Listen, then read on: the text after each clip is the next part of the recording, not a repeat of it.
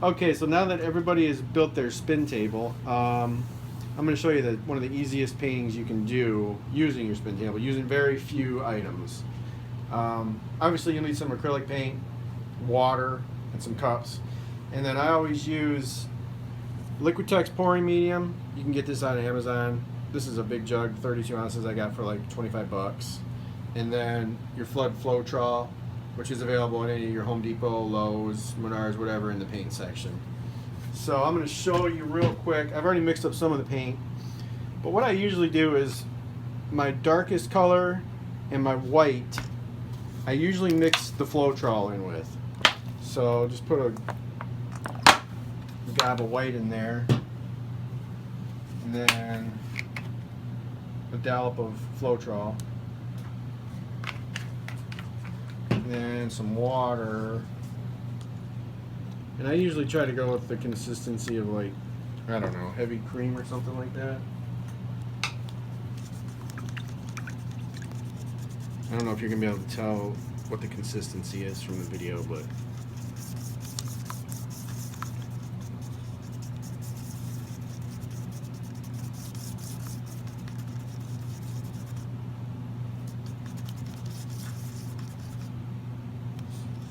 it's just about perfect, actually.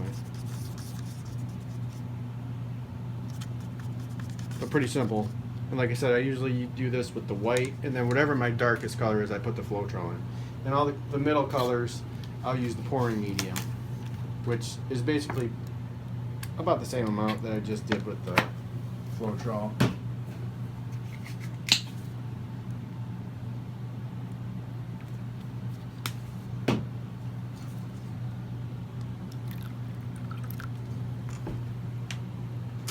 All about the same consistency. If it's off a little bit, I mean, it really isn't going to make much of a difference. This one might be a little too runny though.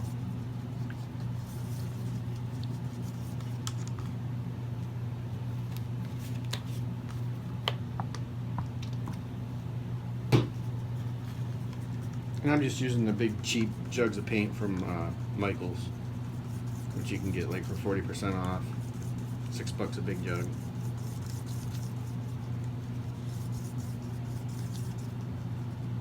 And that's basically the paint mix. I mean, it's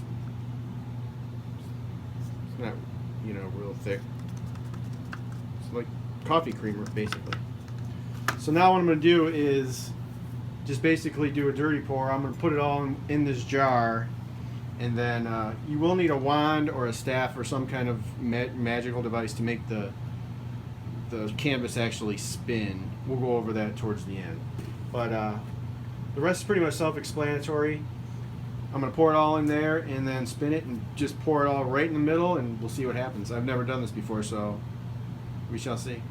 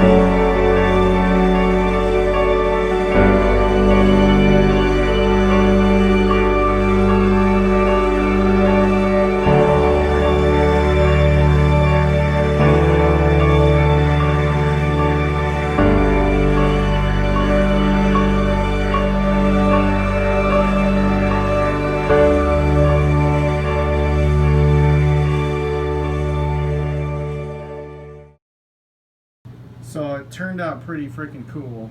The only problem you run into is if you don't mix up enough paint, which I didn't. Obviously you can see it didn't make it all the way around. So what I do is I usually have some left over, and I'll just, you know, kind of swirl it around and just pour some on the edges once you get it to where you think it looks mixed up enough. You're usually not even going to see this once it's finished spinning, because I'm going to spin it out a little bit more. That's a little too much red, but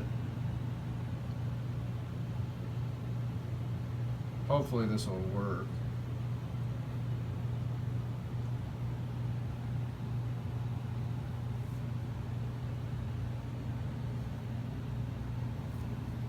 We'll see what happens. Here we go again. Okay, so here it is. I had to hand spin it a couple more times. There was a couple spots that needed to be spun out a little harder. If there's some spots that don't look quite right, just give it a really good hard spin, and most of the time it'll cover it up. But I think this one turned out pretty neat. Yeah, everybody with a spin table that just watched this video, I expect you to do one, and I want to see pictures. This one turned out really cool. Oh, and actually, you know, the wand thing, that wasn't actually a wand. I'll show you how I make it spin. All it is a shop vac, set on reverse, that blows it around in a circle. That frees up both your hands. Alright, thanks for watching, guys.